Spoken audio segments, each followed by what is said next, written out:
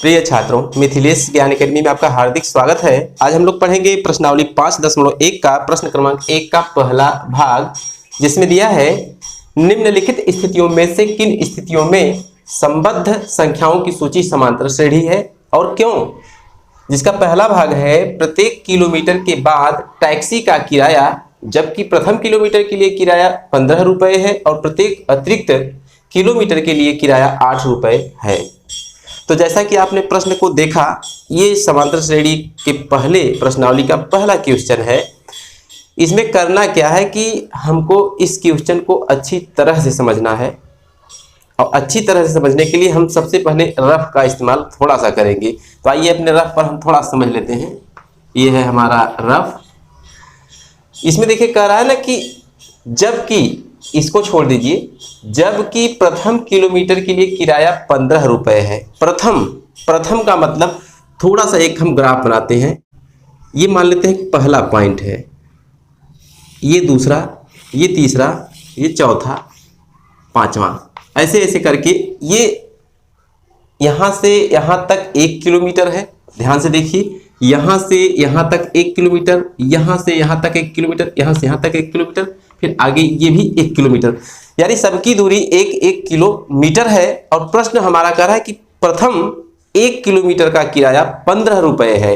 अर्थात आप यहाँ से यहाँ तक जाएंगे तो कितना किराया देंगे? 15 रुपये देंगे। और उसके बाद कह रहा है कि प्रत्येक अतिरिक्त, प्रश्न को ध्यान से देखिएगा, प्रत्येक अतिरिक्त किलोमीटर के लिए किराया 8 रुपये है। प्रत्येक अतिरिक्त, पहला आपने किलोमीटर चला तो 15 रुपये आपने दे दिया, लेकिन उसके बाद 1 किलोमीटर ज्यों ज्यों आप चलेंगे 8 रुपये उसमें जुड़ते चले जाएंगे। ये उसके कहने का मतलब है।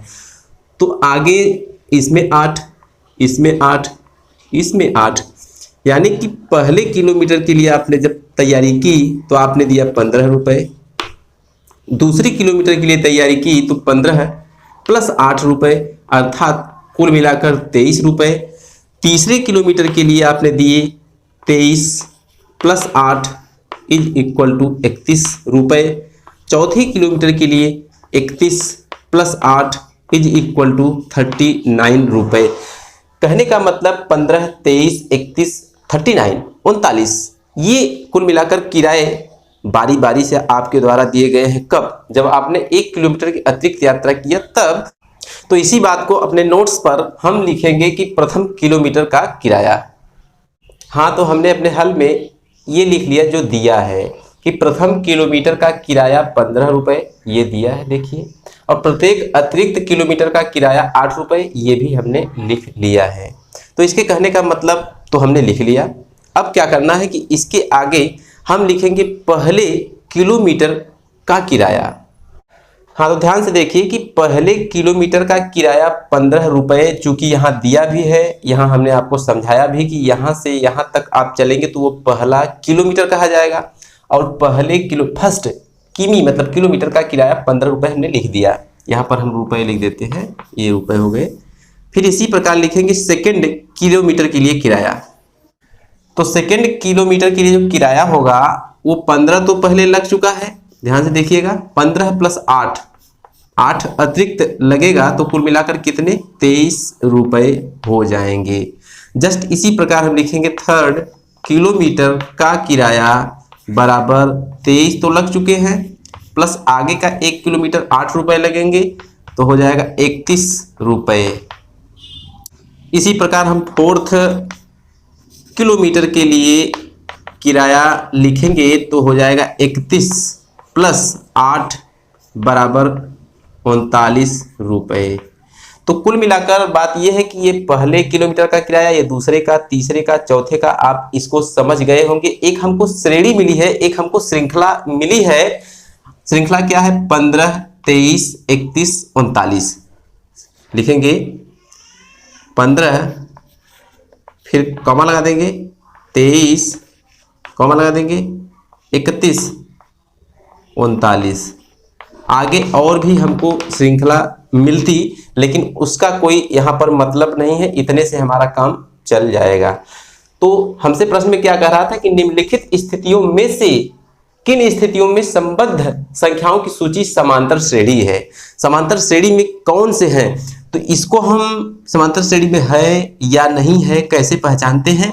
क्या करेंगे कि दूसरे पद में से पहले पद को हम घटा देंगे, तो दूसरे पद में से हम पहले पद को घटाएंगे तो D1 उसे कहते हैं, अर्थात 23 माइनस 15 बराबर कितना 8। जस्ट इसी प्रकार से हम निकाल लेंगे D2, तो D2 क्या होता है कि तीसरे पद में से दूसरे पद को घटाया जाता है, अर्थात 31 माइनस 23 बराबर कितना 8। D3 इसी प्रकार ज्ञात कर लेते हैं, चौथे पद में से तीसरे को घटा देंगे तो 39 माइनस 31 बराबर 8। तो कुल मिलाकर देखिए 8 8 8 समान संख्याएं हैं और किसके द्वारा प्राप्त हुई, D1 D2 D3। तो लिख देंगे चूंकि D1 बराबर है D2 बराबर है D3, तो जब D1 बराबर D2 बराबर D3 हमको मिला तो हम नीचे फिर से लिख देंगे इसलिए प्राप्त श्रृंखला समांतर श्रेणी है। हाँ, तो हमने लिख दिया इसलिए प्राप्त श्रृंखला समांतर श्रेणी है, यही हमें बताना था और हमने बता दिया। तो आज की वीडियो में बस इतना ही, फिर मिलेंगे अगले क्वेश्चन के साथ अगली वीडियो में, तब तक के लिए धन्यवाद।